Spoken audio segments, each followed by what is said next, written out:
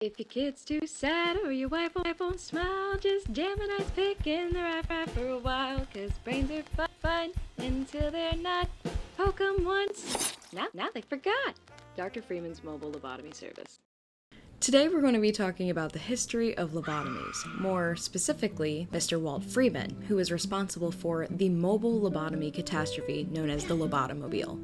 But before we get too into that, let's talk about the history of the lobotomy and how it started. Meet Antonio Igas Moniz. He was an aristocrat, a doctor, a politician, and the inventor of what's called neural landscaping. His logic was simple. If there's a part of your brain that make you no feel good, take it out. Antonio was a politician who got his start in the medical field way late in life, like later than most people. But this was the 30s, so credibility was kind of out the window. Since he was already a well-loved politician, people generally trusted him. He got the idea for what the modern lobotomy is called after hearing about a chimpanzee named Becky who was unusually aggressive, who, after frontal lobe trauma, mysteriously calmed down. Seems sound to me. Are you a little anxious? Anger management problems? Maybe we can just...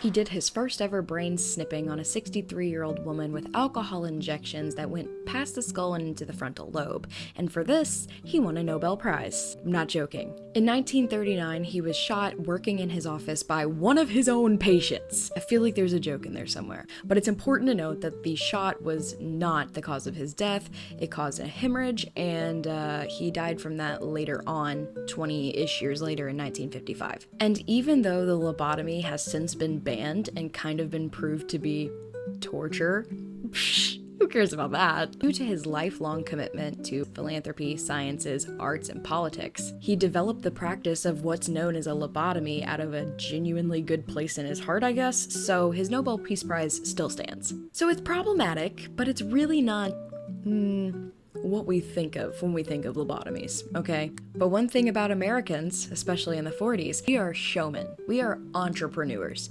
okay? We're gonna take a drawing of a mouse and make it into a multi-billion park company. Welcome to the 1940s. People are going absolutely jazzy for that swingin' sound of jazz. Jell-O in various forms and shapes and flavors is becoming increasingly popular, and our economy is just now recovering from being in the shitter from the World War. One thing they didn't fuck around with, though, was healthcare. Had a very hands-on approach. And just on the horizon, from somewhere out there were rumors of a gleaming fix for almost any mental problem ever. In the 1940s, if you were too anxious, a little bit moody, or God forbid, a woman, there was a cure for that. Congratulations! You qualify for a lobotomy. It's a very quick, non-invasive medical procedure where we turn the front part of your brain into soup. This is where the history of the lobotomy starts to go crazy. Enter Dr. Walter Freeman. He took Antonio Moniz's idea and basically spun it into a DIY YouTube video that went totally viral for something completely unrelated to surgery. Freeman's signature move? Skip the OR. Just shove a metal spike through an eye socket, jiggle it around a little bit like it owes you money, and voila!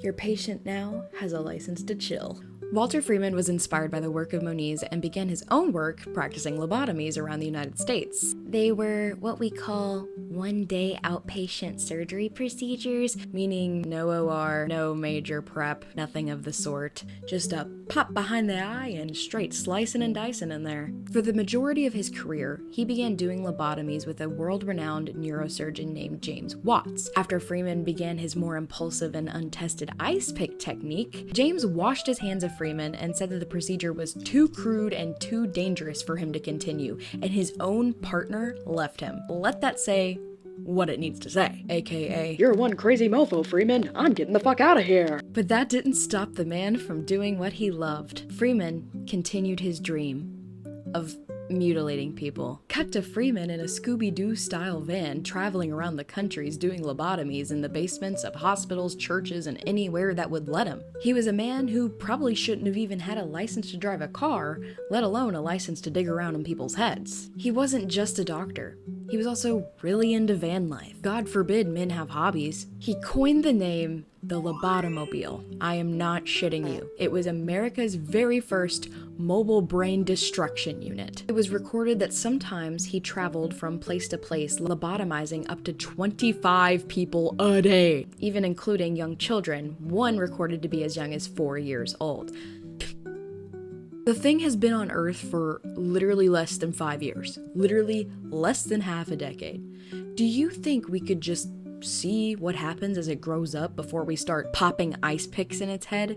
Now, while Freeman claimed that the lobotomy was a fix for everything, it also had some drawbacks. The death of your literal personality, kind of like wiping a computer, catatonia, drooling, and wandering into strangers' homes like a Sims character. You think I'm joking, but I'm not. One woman's migraines were cured, but she was left with the mind of a literal toddler. People began to realize the dangers of this procedure when their loved ones were turning into zombified husks of the people they once used to be. Anne Ruth Channels suffered from severe headaches and was referred to Freeman in 1950. He prescribed her a transorbital lobotomy, aka not the original lobotomy, the kind of lobotomy that he was literally doing with an ice pick in the beginning. After the procedure, her daughter Carol Noel said, "Just as Freeman promised, she didn't worry. She had no concept of social graces. If someone was having a gathering at their home, she had no problem going into their house and taking a seat too." Oh. Okay, these procedures lasted until the 1960s, and Freeman was becoming a monster, dude. Not only did he travel around in his van making a sideshow spectacle of somebody's brain health, but he even performed for nurses and people who were surrounding him during the procedures, boasting that he could do tricks while doing the lobotomy. Oh my god. There is an account of him doing a lobotomy two-handed, boasting that he could give the surgery with 2 hands into 2 patients at the same time. Eventually, inevitably, one of his patients died on the table mid-procedure. And eventually, I don't know what caused them to wake up then, but someone said, "Hey, what the fuck? This guy shouldn't be anywhere near anyone's brains." So in 1967, Freeman was banned from ever performing surgery ever again. But his story doesn't end there. Even then, he absolutely refused to admit that he had caused any damage and that his surgery morals were unethical at all.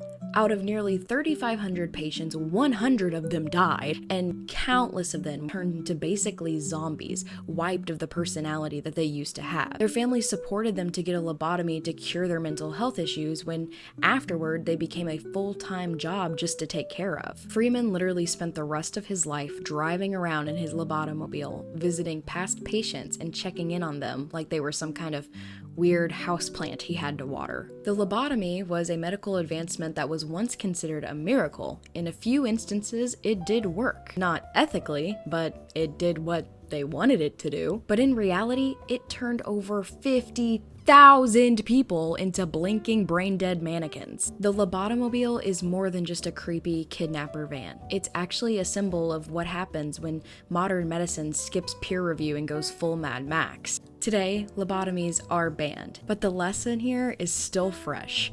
Independent, non-peer-reviewed medical advice is something that you should stay away from until some tests come out. And no, I'm not really talking about vaccines or other things that we have tested the science behind them. I'm talking about these Instagram ads pushing for non-traditional medicine from websites you've never heard of in your life that don't have a single doctor backing them. What? So be careful what you take with your coffee every morning, and especially be careful of what you start poking in your eyes. Quick cash fads are not the way to go when it comes to your health. My name is Melody. I hope you enjoyed this video. If you liked it, maybe check out my channel, and if you're still here, maybe I'll see you in the next one. Until next time.